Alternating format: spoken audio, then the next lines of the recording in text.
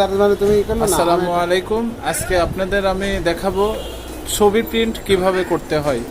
ঠিক আছে, তাহলে আমরা চলে যাচ্ছি ফটোশপে গিয়ে প্রথমত আমি আগে একটা ছবি নিব। তো ছবিটা নিতে হলে পরে আমাকে আগে ওপেন করতে হবে ফটোশপ ফাইল। হ্যাঁ, তারপরে ডেস্কটপ থেকে আমি একটা ছবি নিব। হ্যাঁ, ছবিটা নিলাম ফটোশপে। এখন আমি ছবিটা প্রিন্ট করব। প্রথমত যে কন্ট্রোল N দিলাম, N দেওয়ার পরে পেজ আসলো, A4 দিব।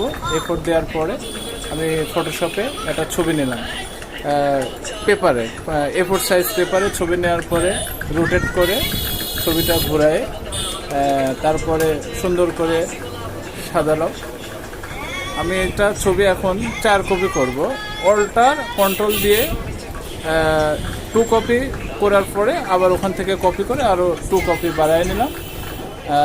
এখন ছবিটা প্রিন্ট দিব। তো প্রিন্ট দেওয়ার ক্ষেত্রে সেক্ষেত্রে আমাকে করতে হবে Ctrl+P। যেহেতু আমি ফটোশপ 7.0 ইউজ করি, এক্ষেত্রে আমাকে Ctrl+P প্রেজেন্টেশন করতে হবে। তো এখান থেকে আমাকে ফটোশপে পেজ সেটআপে গিয়ে A4 দেখাতে হবে।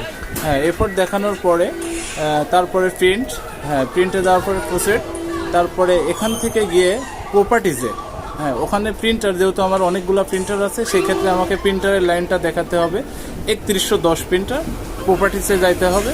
প্রপার্টিসে যাওয়ার পরে ওখানে ফটো পেপার আছে অনেকগুলো। এখন আপনি যে পেপারগুলো আপনি দিতে পারেন, প্লেন পেপার আছে, গ্লোসি পেপার আছে, ফটো পেপার আছে। আমি দিব আসলে ফটো পেপার গ্লোসি দেওয়ার পরে ওখানে স্ট্যান্ডার্ড আছে, হাই আছে।